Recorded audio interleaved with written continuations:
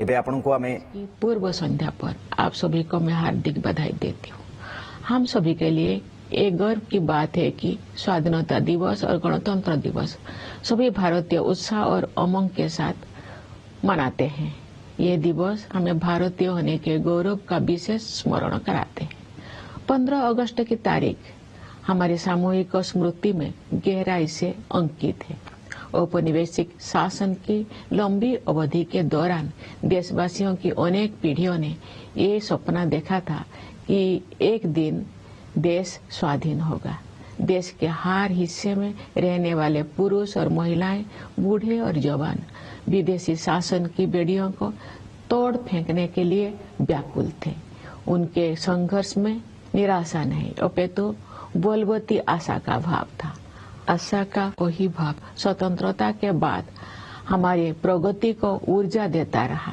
कल जब हम अपने त्रिरंगे को सलामी दे रहे होंगे तो हम उन सभी स्वाधीनता सेनानियों को भी श्रद्धांजलि अर्पित करेंगे जिनके बलिदान के बल पर 78 साल पहले 15 अगस्त के दिन भारत ने स्वाधीनता हासिल की थी। अपनी स्वाधीनता का पुनः प्राप्त करने के बाद हम एक ऐसे लोकतंत्र के मार्ग पर आगे बढ़े जिसमें सभी वयस्कों को मतदान का अधिकार था। दूसरे शब्दों में कहे तो हम भारत के लोगों ने अपने नियति को स्वरूप देने का अधिकार स्वयं को अर्पित किया। अनेक लोकतांत्रिक व्यवस्थाओं में जेंडर, रिलीजन तथा अन्य आधारों पर लोगों के मताधिकार पर पाबंदियां होती थी, परंतु हमने ऐसा नहीं किया। चुनौतियों के बावजूद भारत के लोगों ने लोकतंत्र को सफलतापूर्वक अपनाया। लोकतंत्र को अपनाना हमारी प्राचीन लोकतांत्रिक मूल्यों की सहज अभिव्यक्ति थी। भारत भूमि विश्व के प्राचीनतम गणराज्यों की धरती रही है। इसे लोकतंत्र की जननी कहना सर्वथा उचित है। हमारे द्वारा अपनाए गए संविधान की आधारशिला पर हमारी लोकतंत्र का भवन निर्मित हुआ है। हमने लोकतंत्र पर आधारित ऐसी संस्थाओं का निर्माण किया जिनसे लोकतांत्रिक कार्यशैली को मजबूती मिली। हमारे लिए हमारा संविधान और हमारे लोकतंत्र सर्वोपरि है। अतीत पर दृष्टिपात करते हुए हमें देश के विभाजन से हुई पीड़ा को कदापि नहीं भूलना चाहिए। आज हमने विभाजन विभीषिका स्मृति दिवस मनाया। विभाजन के कारण भयावह हिंसा देखी गई और लाखों लोग विस्थापित होने के लिए मजबूर किए गए। आज हम इतिहास की गलतियों के शिकार हुए लोगों को श्रद्धांजलि अर्पित करते हैं। प्यारे देशवासियों, हमारे संविधान में ऐसे 4 मूल्यों का उल्लेख है जो हमारे लोकतंत्र को सुदृढ़ बनाए रखने वाले 4 स्तंभ हैं। ये मूल्य है न्याय, स्वतंत्रता, समता और बंधुता। ये हमारी सभ्यता के ऐसे सिद्धांत हैं जिन्हें हमने स्वाधीनता संग्राम के दौरान पुनः जीवंत बनाया है।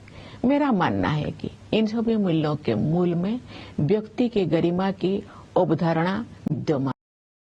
व्यक्ति और सभी को ये अधिकार है कि उनके व्यवहार हो, स्वास्थ्य सेवाओं और शिक्षा सुविधाओं तक सभी की समान पहुंच होने चाहिए। सभी को समान अवसर है।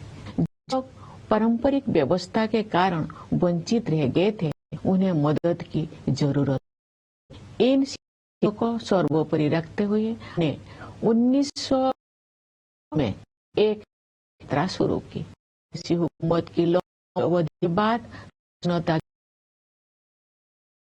भारत घोर गरीबी से जूझ रहा था, लेकिन तब से अब तक के 78 वर्षों में हमने सभी क्षेत्रों में साधारण प्रगति की है। भारत ने आत्मनिर्भर राष्ट्र बनने के मार्ग पर काफी दूरी तय कर ली है और प्रबल आत्मविश्वास के साथ आगे बढ़ता जा रहा है। आर्थिक क्षेत्र में हमारी उपलब्धियां साफ साफ दिख सकती है। पिछले वित्त वर्ष में 6.5% की सकल घरेलू उत्पाद वृद्धि दर के साथ भारत दुनिया की प्रमुख अर्थव्यवस्था में सबसे तेजी से बढ़ने वाले देश। वैश्विक अर्थव्यवस्था में व्याप्त समस्याओं के बावजूद घरेलू मांग में तेजी से वृद्धि हो रही है। मुद्रास्फीति पर नियंत्रण बना हुआ है, निर्यात बढ़ रहा है। सभी प्रमुख संकेतक अर्थव्यवस्था की मजबूत स्थिति को दर्शा रहे हैं।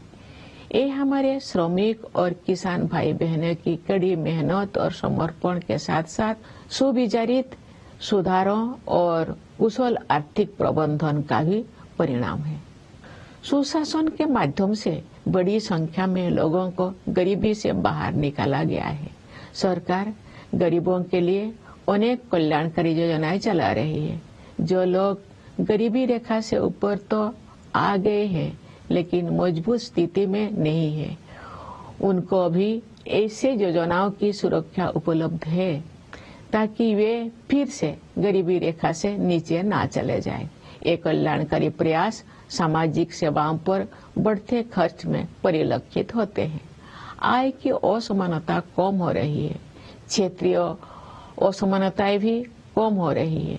जो राज्यों और क्षेत्र पहले कमजोर आर्थिक प्रदर्शन के लिए जाने जाते थे, वे अब अपनी वास्तविक क्षमता प्रदर्शित कर रहे हैं और अग्रणी राज्य के साथ बराबरी करने की दिशा में आगे बढ़ रहे हैं। हमारे अग्रणी व्यवसायियों, लघु एवं मध्यम उद्यमियों और व्यापारियों ने हमेशा कुछ कर गुजरने की भावना का परिचय दिया है।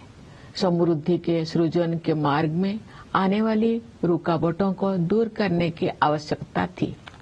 पिछले एक दशक के दौरान बुनियादी ढांचे में हुए विकास में ये स्पष्ट रूप से दिखाई देता है। हमने भारतमाला परियोजना के तहत राष्ट्रीय राजमार्ग नेटवर्क का विस्तार और सुदृढ़ीकरण किया है। रेलवे ने भी नवाचार को प्रोत्साहन दिया है तथा नवीनतम टेक्नोलॉजी से युक्त नई तरह की रेलगाड़ियों और डिब्बे का उपयोग किया जाने लगा है। कश्मीर घाटी में रेल संपर्क का शुभारंभ करना एक प्रमुख उपलब्धि है। शेष भारत के साथ घाटी का रेल संपर्क उस क्षेत्र में व्यापार और पर्यटन को बढ़ावा देगा और नई आर्थिक संभावनाओं के द्वार खोलेगा। कश्मीर में इंजीनियरिंग के ये असाधारण उपलब्धि हमारे देश के लिए एक ऐतिहासिक माइलस्टोन है। देश में शहरीकरण तेज गति से हो रहा है, इसलिए शहरों की स्थिति सुधारने पर सरकार विशेष ध्यान दे रही है। शहरी परिवहन के प्रमुख क्षेत्रों पर विशेष ध्यान देते हुए सरकार ने मेट्रो रेल सुविधाओं का विस्तार किया है।